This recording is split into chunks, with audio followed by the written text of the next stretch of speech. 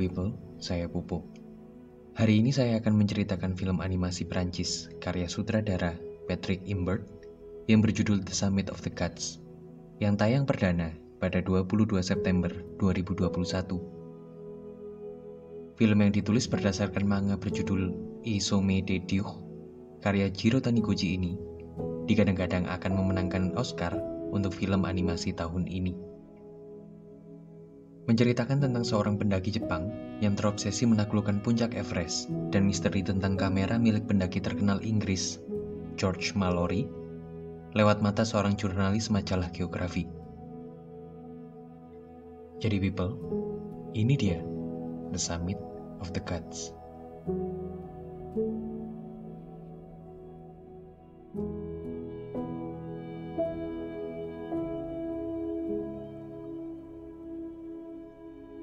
Fukamachi Makoto adalah seorang jurnalis foto untuk majalah geografi terkenal. Maka karena pekerjaannya itulah, tahun ini, di 1990, Makoto mengikuti dari jauh tim pendakian Jepang yang menuju puncak Everest lewat arah barat daya yang terkenal sebagai jalur pendakian paling susah di dunia.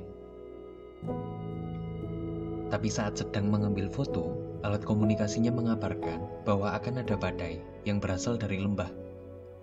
Dan mereka semua diminta untuk segera kembali ke pos untuk mengamankan diri. Makoto gagal mengambil foto karena tim Jepang itu juga gagal sampai ke puncak. Setelah badai itu, ternyata benar-benar mengganggu mereka, apalagi dengan strategi yang tak terancang matang. Di bar kecil di kota Kathmandu itulah, Makoto mengabarkan kegagalan pendakiannya itu kepada redakturnya dan mengeluh untuk berhenti bekerja sebab resiko kegagalan pengambilan fotonya terlalu besar. Namun redaktur itu menyuruhnya bersabar dan menolak pengunduran diri Makoto. Makoto lalu didatangi seorang warga lokal yang menguping pembicaraan Makoto dengan redakturnya tadi dan kini mencoba menawarkan barang panas kepada Makoto. Namun itu bukanlah berita, melainkan kamera yang dia akui sebagai kamera George Mallory, seorang pendaki legendaris asal Inggris yang tewas di Everest, yang entah bagaimana bisa ada di tangannya. Orang itu terus menawari Makoto untuk mau membeli kameranya, namun Makoto enggan karena yang dibawa orang itu bisa jadi adalah kamera Mallory palsu. Makoto lalu keluar dari bar untuk mencari angin. Ia tak sengaja mendengar suara perdebatan di gang sebelah barnya. Benar saja, saat dia intip, orang yang tadi menawarkan kamera Mallory itu sedang dipukuli oleh seseorang berbadan besar yang meminta kamera Mallory itu untuk dikembalikan kepadanya. Lalu saat pria itu sudah mendapatkan kameranya, dan Makoto sempat mengamati pria itu yang kehilangan 2 ruas jari di tangan kirinya. Makoto mengenali orang itu. Ia kini ingat bahwa pria itu adalah Habu. Makoto kini kembali ke Jepang. Di apartemennya, ia membaca sejumlah majalah geografi tentang Mallory. Kisah rekor pendakian puncak Everest pertama kali, juga kematian George Mallory itu masih menjadi misteri besar. Pasalnya, jasad Mallory tak pernah ditemukan dan dievakuasi turun dari Everest.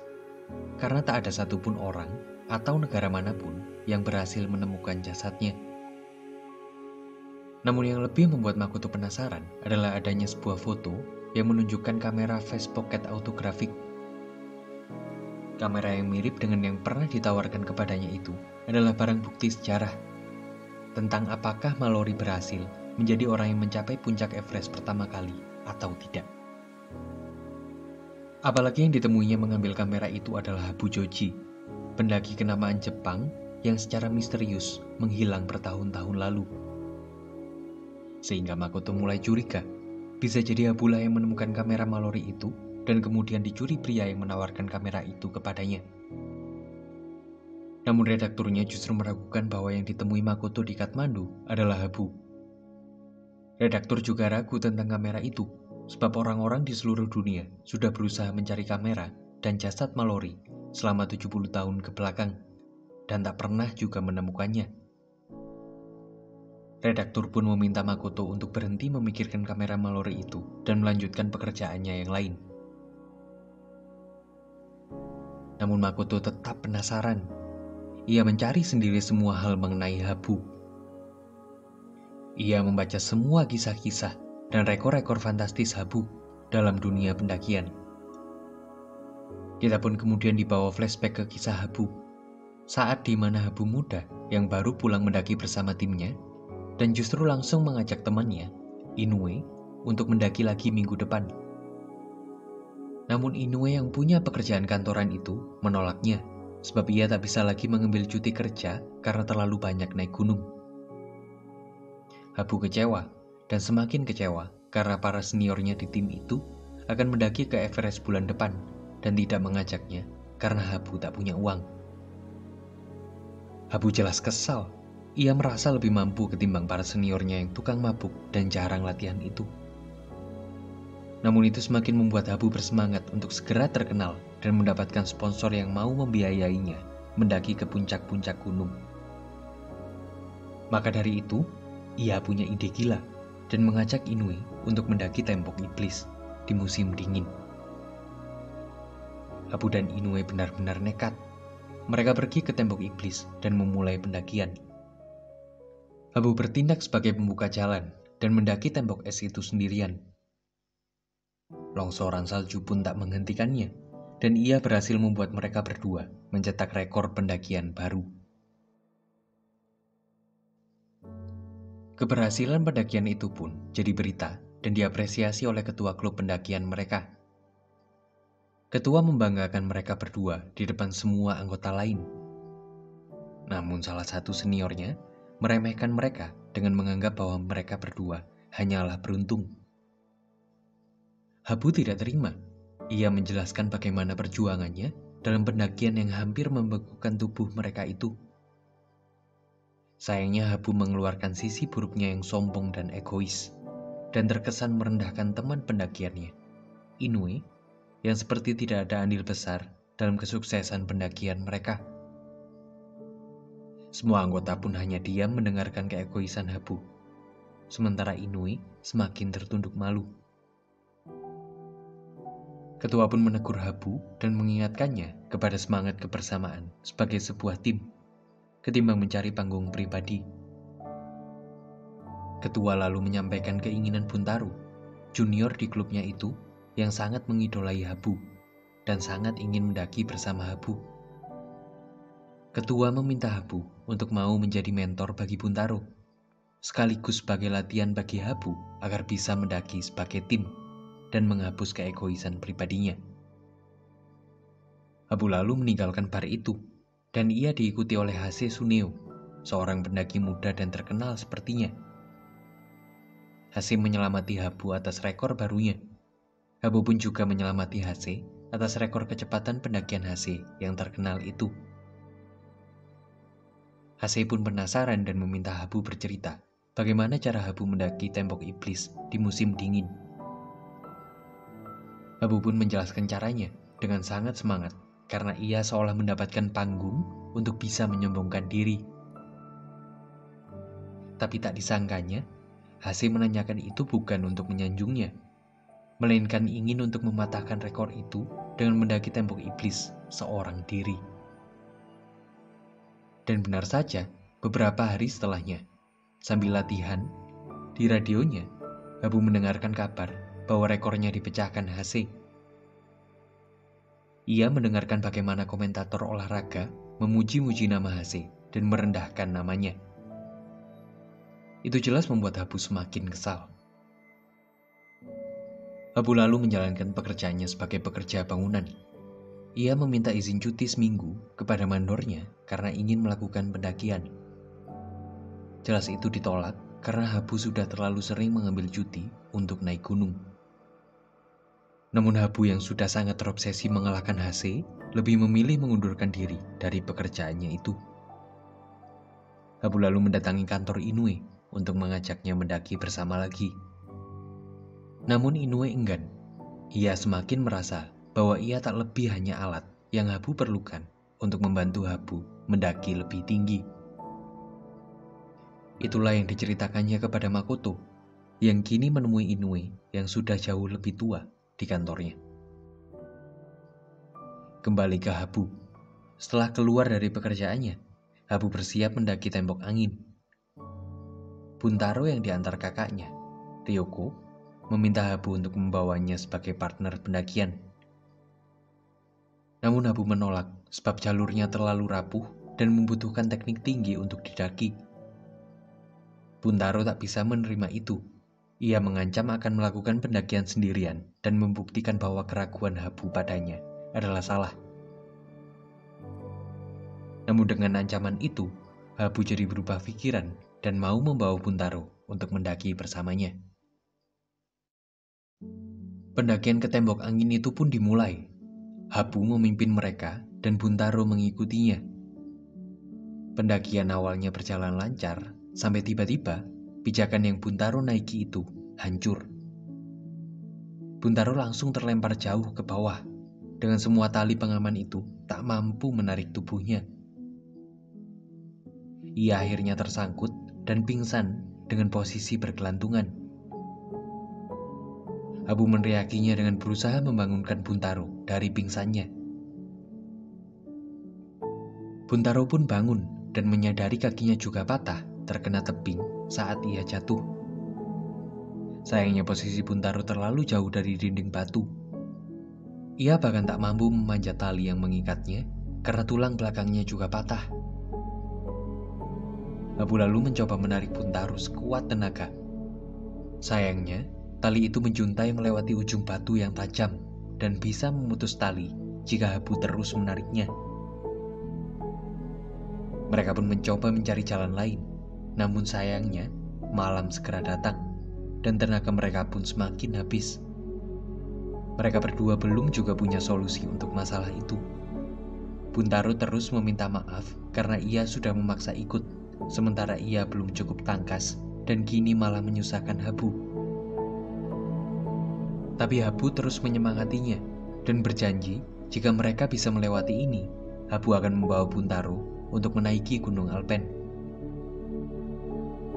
Namun saat Habu masih berbicara, Habu sadar kini talinya sudah kendur karena Buntaro memotong tali itu dan lebih memilih untuk bunuh diri. Habu jelas histeris dengan pilihan Buntaro untuk mengorbankan dirinya agar nyawa Habu masih bisa selamat. Setelahnya Habu turun gunung dan memanggil petugas penyelamatan untuk segera mengevakuasi mayat Buntaro. Di sanalah Habu melihat bagaimana Ryoko memandangnya dengan penuh kemarahan. Kematian itu membawa Habu ke dalam rasa bersalah yang berkepanjangan. Habu tak pernah lagi bisa menikmati minuman dan semua hiburannya. Ia tak pernah bisa lagi nyaman dengan kehidupannya. Ia terus-menerus menguras tabungannya dan mengirimkannya kepada kakak Buntaro, Ryoko, sebagai permohonan maaf. Ryoko bahkan terus mendapatkan kiriman uang itu sampai sekarang. Padahal sudah 8 tahun setelah kenaasan itu terjadi.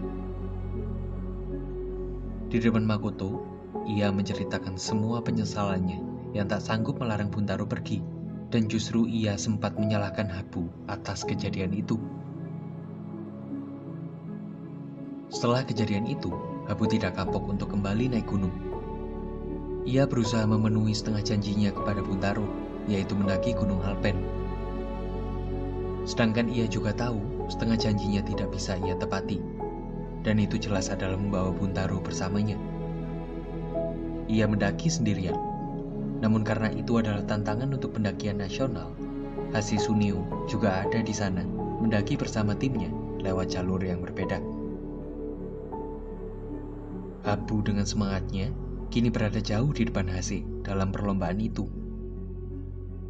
Sayangnya, kini ia yang terjatuh, bergelantungan persis seperti posisi Buntaro sebelumnya. Habu sadar tangan kirinya patah, namun ia tak mau menyerah.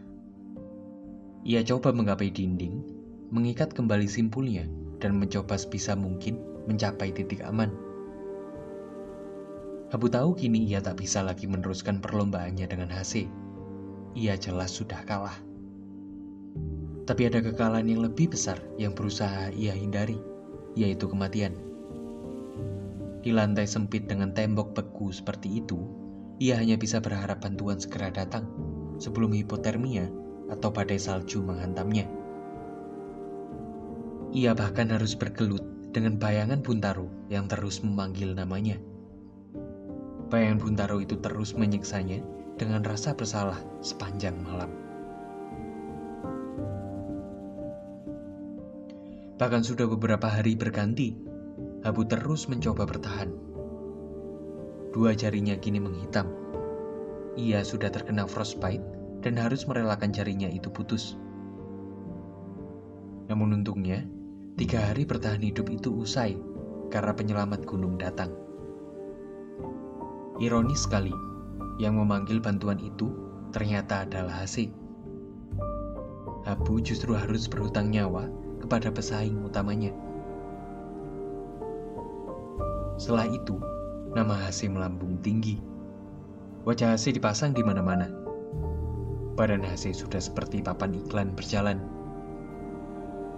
Habu yang kini sudah sembuh dan bekerja di toko peralatan gunung hanya bisa meratapi kekalahannya dan melihat pesaingnya itu berjaya. Kembali ke masa sekarang, Makoto tak sengaja mendengar berita di TV-nya tentang kematian pendaki gunung yang ternyata adalah Hase. Di tempat lain pun, Habu ternyata juga mengetahui berita yang sama dan merasakan emosi yang tak mudah. Karena pesaing utamanya yang kini sudah tewas itu membuatnya tak akan pernah bisa membayar hutang nyawanya. Ryoko lalu menelpon Makoto, meminta mereka bertemu di sebuah kedai minum. Ryoko memberinya sebuah surat yang kali ini terdapat alamat pengirimannya. Itu adalah Namche Bazar, desa terakhir sebelum pintu masuk Everest. Dengan berita itu, Makoto bertekad ingin menemui Habu. Itu membuat Makoto berlatih keras. Ia kini tak terlalu peduli dengan kamera Mallory. Fokusnya adalah Habu dan obsesi gunungnya itu. Itulah satu-satunya tujuan Makoto sekarang. Makoto lalu menyiapkan semua barang-barangnya dan pergi ke Nepal. Ia coba melakukan perjalanan jauh itu. Berjalan selama seminggu dan mencoba mencari rumah Habu. Perjalanan panjang yang melelahkan itu akhirnya membawanya sampai di rumah Habu. Tapi belum sampai Makoto menjelaskan siapa dirinya dan apa motivasinya ke sana, Habu langsung mengusirnya pergi. Habu ternyata juga mengingat wajah Makoto dan sudah menduga bahwa yang membawa Makoto ke sana adalah niat untuk mencari tahu kamera Mallory. Namun Makoto justru mengutarakan niatnya yang lain, yaitu untuk merekam pendakian musim dingin Habu bulan depan ke sisi barat daya Everest. Namun Habu mengaku bahwa kini ia tak lagi mendaki untuk mencari sponsor dan kepopuleran, sehingga ia tak butuh Makoto untuk meliput pendakiannya. Makoto nekat menunggu pendakian musim dingin itu dibuka selama 1 bulan, sambil terus menyiapkan fisiknya dengan berlari di bukit-bukit pegunungan Himalaya yang membeku. Di sanalah pertanyaan-pertanyaan di kepalanya semakin menggila tentang apa yang sebenarnya dirasakan para pendaki seperti Habu dan Mallory yang terus-menerus mempertaruhkan nyawa mereka untuk setiap puncak-puncak baru. Tentang apa lagi yang Habu cari dari menaiki sisi barat daya Everest yang adalah jalur terekstrim dan tak pernah ada yang mampu mendakinya itu. Sementara kini pesaingnya, Hase, sudah tiada. Apalagi Habu jelas-jelas tak akan berangkat membawa tabung oksigen dan partner pendakian. Hingga akhirnya 1 bulan kemudian, Habu mendatanginya bersama seorang Sherpa dan membuat tenda di tanah datar yang sama. Di sanalah mereka bertiga membuat rencana pendakian dan terpaksa menunggu sedikit lebih lama karena cuaca yang semakin memburuk. Habu lalu pergi dari tenda, meninggalkan Sherpa yang memberitahu Makoto bahwa 8 tahun ini Habu telah berlatih keras untuk menyelesaikan tujuan hidupnya itu. Makoto diperingati agar tidak nekat mengikuti Habu sampai ke puncak, karena pasti tubuh Makoto tak akan kuat. Esoknya Habu jadi mulai melunak kepada Makoto. Makoto memberanikan diri menanyakan apa yang menjadi tujuan Habu menaiki Everest itu, sementara kini hasil sudah tiada. Tapi Habu tak menjawabnya dengan jelas. Ia hanya bisa menerangkannya nanti, setelah Makoto tahu sendiri apa yang nanti Makoto rasakan jika sudah sampai ke puncak. Makoto yang bingung dengan jawaban itu, kini bertanya tentang kamera Mallory. Namun pertanyaan itu justru membuat Habu muak dan meninggalkannya. Esoknya adalah hari yang telah dinanti-nantikan. Pendakian solo mereka masing-masing dimulai. Makoto mengikuti Habu dari belakang sambil menenteng kameranya. Jarak mereka pun pelan-pelan semakin jauh karena perbedaan kualitas fisik dan latihan mereka. Susah payah Makoto mengejar Habu. Bahkan saat Makoto baru sampai di sebuah tembok besar, Habu terlihat sudah selesai memanjatnya. Tapi Makoto tak mau kalah. Ia langsung memanjat tembok itu yang membuatnya kelelahan.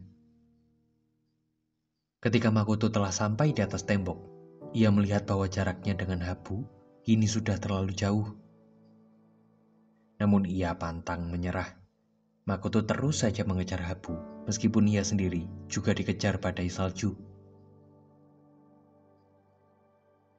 Untungnya ia selamat, berkat bersembunyi di balik bongkahan batu besar.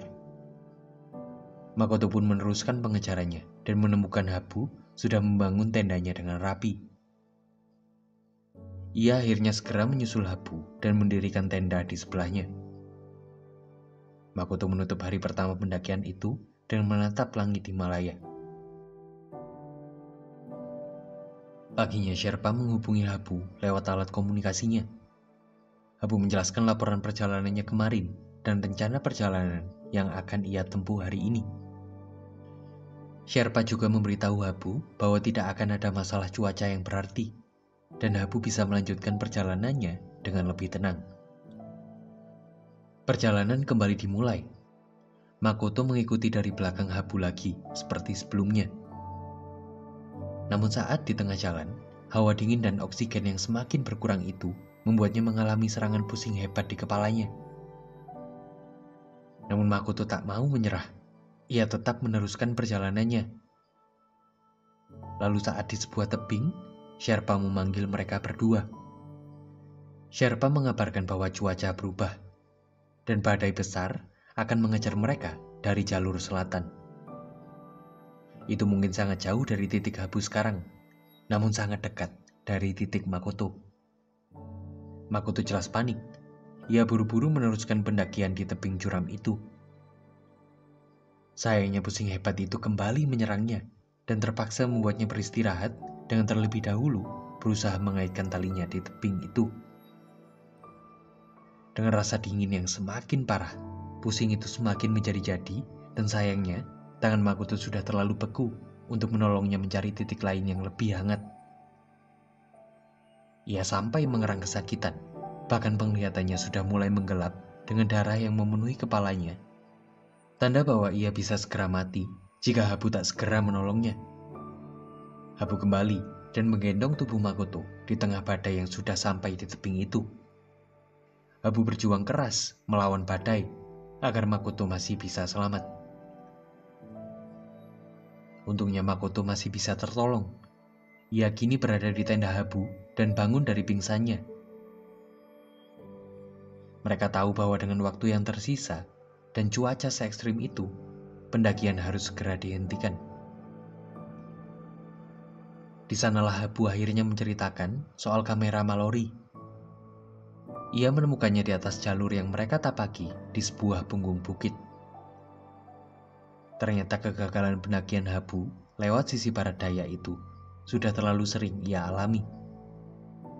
Namun justru lewat kegagalannya itulah, ia justru menemukan jasad Mallory dan kameranya di ketinggian 8.700 meter. Itu mungkin sesuai dengan hasil foto di dalam kamera Mallory. dan membuktikan bahwa Mallory tidak pernah sampai ke puncak. Tak ada sejarah yang berganti, dan pemuncak pertama Everest tetaplah Edmund Hillary. Esok paginya mereka bersiap. Sayangnya, mereka kini menuju arah yang berbeda. Habu memutuskan untuk tetap akan meneruskan perjalanannya. Dan Makoto, dengan fisiknya yang melemah, tak mungkin sanggup mengejarnya. Habu pun memberikan 1-2 nasihat untuk jalan turun Makoto sebelum mereka berpisah. Kini Makoto turun gunung, sementara Habu tengah berjuang memanjat tembok batu yang licin dan sangat rapuh. Habu sampai di ujung tembok batu itu dan melihat bahwa puncak yang ia cari-cari sudah tinggal sedikit lagi. Akhirnya, Habu sampai di puncak yang telah menjadi tujuan hidupnya 8 tahun ini. Ia pun bersimpuh, menengadahkan rasa syukur atas tujuannya yang akhirnya tercapai. Makoto sendiri sampai di pintu pendakian dan disambut oleh Sherpa. Itu sudah 2 hari sejak pertemuan terakhir Makoto dan Habu. Mereka bahkan terus menunggu Habu untuk turun beberapa hari setelahnya. Tapi 1 minggu lebih, Habu juga tidak pernah turun. Sehingga Sherpa dan Makoto memilih untuk pulang. Sherpa lalu memberikan titipan Habu kepada Makoto. Itu adalah surat dan kamera Mallory. Habu menitipkan kamera itu untuk dipegang Makoto. Sedangkan isi surat itu adalah jawaban atas pertanyaan Makoto tentang apa yang dicari-cari Habu dari mendaki gunung jika pesaing terberatnya, Hase, sudah mati. Jawabannya adalah tidak ada. Habu nyatanya juga tak pernah menemukan apapun di puncak-puncak itu. Namun Habu bukan mendaki untuk mencari makna hidup, melainkan ia melakukan itu sebab mendakilah satu-satunya cara untuknya tetap merasa hidup. Puncak bukanlah tujuannya, melainkan langkah perjalanannya. Sampainya di puncak, yang harus ia lakukan adalah terus berjalan. Jadi Habu terus lakukan pendakian sampai batas akhir hidupnya. Dan bahkan kalaupun ia gagal dan mati di tengah perjalanannya, Habu tak akan pernah kecewa. Habu memang mati pada ujungnya, tapi kita tahu bahwa ia telah menyelesaikan perjalanannya. Dan disinilah The Summit of the Gods tamat.